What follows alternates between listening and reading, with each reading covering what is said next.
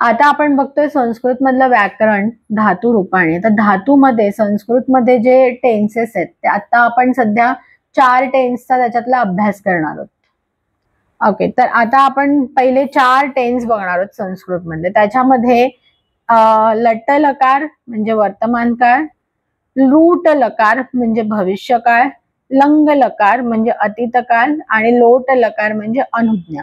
हे आपल्याला लक्षात ठेवायचे. मग आता प्रत्येक धातूचे जे आहेत ते प्रथम पुरुष, मध्यम पुरुष, उत्तम पुरुष मध्ये एकवचन, द्विवचन, बहुवचन ह्याचे जे काय म्हणतात त्याला, पण त्याला जे शेवटी आपण त्याला जे प्रत्यय लावतो ते काळानुसार मध्यम पुरुष, उत्तम पुरुषाच्या नुसार बदलतं.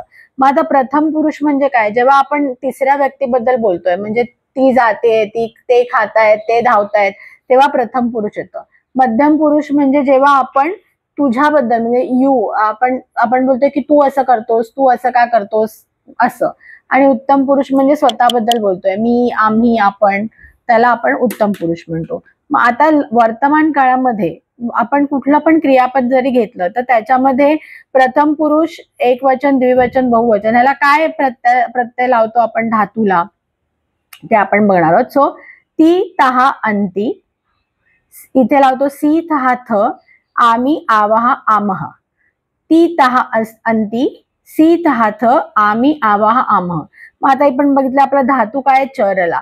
चरला लावलं ती तेव्हा झालं चरती, तहा लावला तेव्हा झाला चरतहा आणि अंती लावलं तेव्हा झालं चरंती. चरसी, चरतहा, चरथ. चरा आम्ही लावलं म्हणून चरामी, चरावाहा, चरामहा. अशा प्रकारे आपण आता इथे दुसरं कुठलं पण जर आपण धातू घेतला तर त्याला सेम लागणार आहे. म्हणजे आता इथे झालं तर गच्छ घेतलं तर गच्छती, गच्छतहा, गच्छन्ती, गच्छसी, गच्छतहा, गच्छथ, गच्छामी, गच्छावाहा, गच्छामहा. ओके, हे असंच होणार. आता येणार भविष्यकाळ.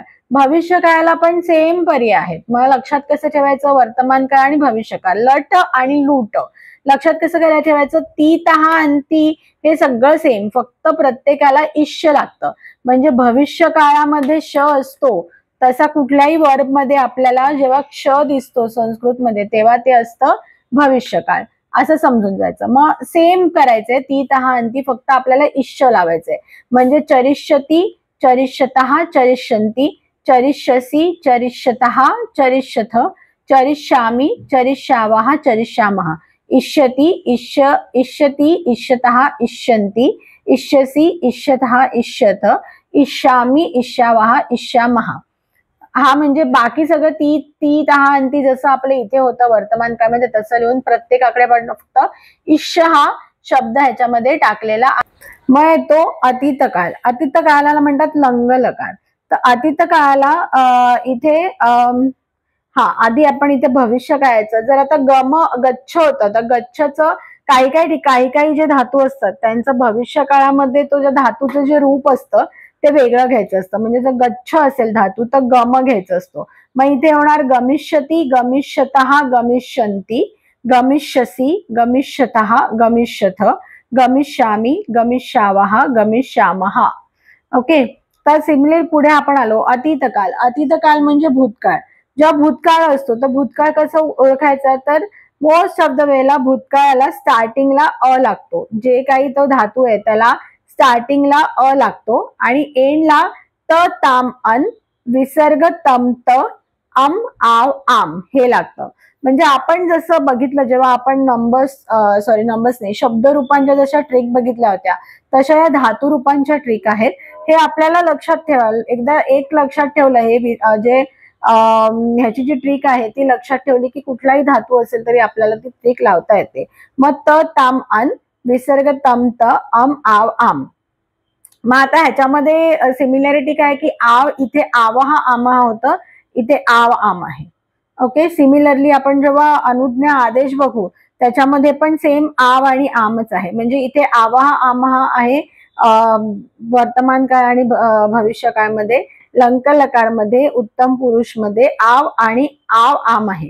हे एक सिमिलॅरिटी आहे. म्हणजे फार काही ह्याच्यात सिमिलॅरिटी नाही पण ज्या काही थोड्या सिमिलॅरिटी आहेत त्याच्याप्रमाणे आपण इथे लक्षात ठेवू शकतो. सो लंग लकारचं होतं त, ताम, अन, विसर्ग तम, त, अम, आव, आम. सो अचरत, म्हणजे इथे चर आहे, चर धातू आहे, चरला अ लागणार आणि त लागणार शेवटी. अचरत, अचरताम, अचरन, अचरह, अचरतम, अचरत, अचरम, अचराव, अचराम. सिमिलरली जर आता आपल्याला गच्छ साठी चालवायचं असेल तर गच्छला लागणार अगच्छत, अगच्छताम, अगच्छन, अगच्छह, अगच्छतम, अगच्छत, अगच्छम, अगच्छाव, अगच्छाम. अशा प्रकारे गच्छ हा धातू ह्याच्यामध्ये चालणार. आता पुढचं आहे आदेश. तर आदेशला येणार तू, ताम, अंतू, अतम, त आणि आव, आम. मग आता जर तुम्ही आदेशचं बघितलं तर हे ताम पहिल्या ह्याच्यामध्ये हे ताम सेम आहे दोन्हीकडे, इथे तम त सेम आहे आणि इथे आव आम सेम आहे.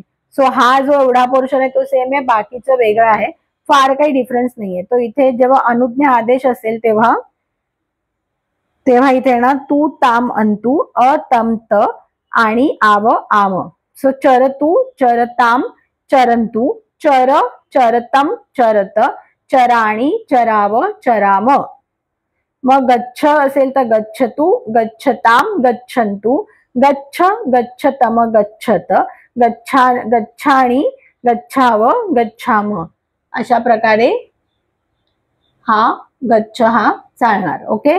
सो हे सगळे झाले आहे, हे धातू रूप आहे आणि धातू रूपाचे काळ आहे. तर प्रत्येक धातू रूपाला कुठल्या काळामध्ये कुठल्या पुरुषाला आणि कुठल्या एकवचनाला कुठला प्रत्यय लागणार हे आपण थोडक्यात बघितलं. तर म्हणजे हे जे आहे ते तुम्ही लक्षात ठेवलं तर तुम्हाला कुठलाही धातू कसंही वाक्य बनवणं हे सोपं जाणार आहे. तर तुम्हाला आमचा व्हिडिओ आवडला असेल तर नक्की लाईक, सबस्क्राईब आणि शेअर करा.